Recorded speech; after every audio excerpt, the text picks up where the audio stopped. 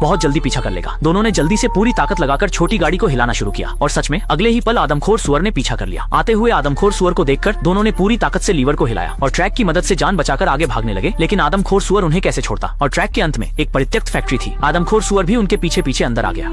यह स्थिति देखकर दोनों तुरंत कोने में छिप गए। कोई आवाज नहीं कर रहे थे। डर था कि कहीं वह आदमखोर सुअर उन्हें न देख ले। लेकिन इस समय श्याओ मेई के बैग में से सुअर का बच्चा आवाज कर बैठा और अगले ही पल ऊपर का आदमखोर सुअर चौंक गया। अपने दांत खोलकर उनकी ओर बढ़ा। सौभाग्य से दोनों समय पर बच गए। इस समय उन्होंने देखा कि पास में एक सीढ़ी है और बचने का कोई और रास्ता न होने पर दोनों सीढ़ी पर चढ़ने लगे और इस तरह से अपनी जान बचा पाए। लेकिन आदमखोर सुअर नीचे ही डटा हुआ था। नीचे जाते ही मौत निश्चित थी। तभी छोटी मेई ने मुड़कर देखा कि थोड़ी दूरी पर एक लिफ्ट है। ये देखकर उसे एक उपाय सूझा। उसने सोचा कि इस लिफ्ट का उपयोग करके एक जाल बनाया जा सकता है, लेकिन इसके लिए दोनों को मिलकर काम करना होगा। ये कहते हुए छोटी मेई ने छोटे सुअर के बच्चे को दाशान को दे दिया और उससे कहा कि वह किसी भी तरह से आदमखोर सुअर को लिफ्ट के नीचे लाने की कोशिश करे।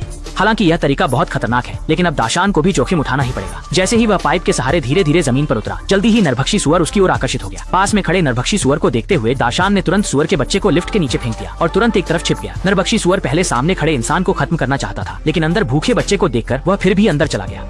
देखकर कि सामने वाला आखिरकार फंस गया, दाशान ने तेजी से लोहे का दरवाजा बंद कर दिया और ऊपर की ओर छोटी मेई ने तुरंत लिफ्ट का स्विच खींच लिया। लिफ्ट के तेजी से नीचे गिरने के साथ उन्होंने इस खतरनाक आदमखोर सुअर को सफलतापूर्वक दबा दिया। दयालु छोटी मेई ने तुरंत उस बेचारी छोटे सुअर को बचा लिया ताकि आदमखोर सुअर फिर से दुनिया को नुकसान न पहुंचाए। दाशान ने विस्फोटक जलाकर आदमखोर सुअर के पास फेंक दिया।